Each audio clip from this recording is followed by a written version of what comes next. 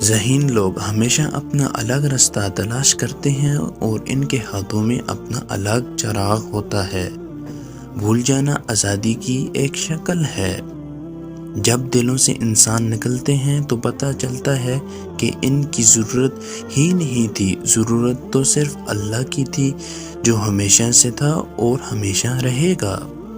تم بڑے بڑے گناہوں سے پرہیز کرو جن سے تمہیں منع کیا جا رہا ہے، تو تمہاری چھوٹی چھوٹی برائیوں کو ہم تمہارے اصحاب سے نکال دیں گے اور تم کو عزت کی جگہ داخل کریں گے۔ اللہ آزماتا ہے اپنے پسندیدہ بندوں کو اس چیز سے جو اسے بہت پیاری ہوتی ہے، تاکہ اس چیز کی طلب انسان کو اپنے رب سے ملا دے اور وہ اسی سے ہی امید رکھے۔ آنکھوں سے گرے ہوئے آنسو اور نظروں سے گرے ہوئے لوگ کبھی بھی اٹھا نہیں کرتے۔ انسان ہر چیز بول سکتا ہے سوائے اپنی بے قدری کے، اور وہ بھی کسی ایسے شخص سے جس سے بے پناہ محبت کرتا ہو۔ عقل سے بہتر ہمارا کوئی رفیق نہیں۔ ٹینشن اور بے چینی ڈپریشن تب ہوتے ہیں جب ہم دوسروں کو خوش کرنے کے لیے اپنی زندگی گزار رہے ہوتے ہیں۔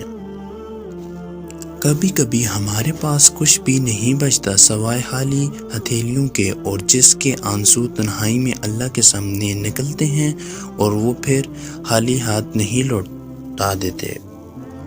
اگر جوانی میں انسان اپنے مستقبل کا خیال رکھے تو بڑھاپے میں حسرتوں کا شمار بہت کم ہوتا ہے۔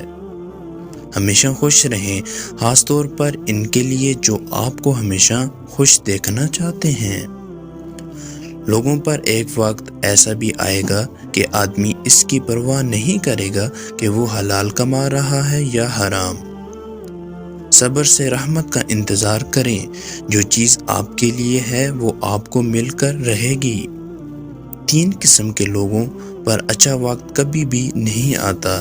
نمبر 1، سست اور کاہل انسان پر۔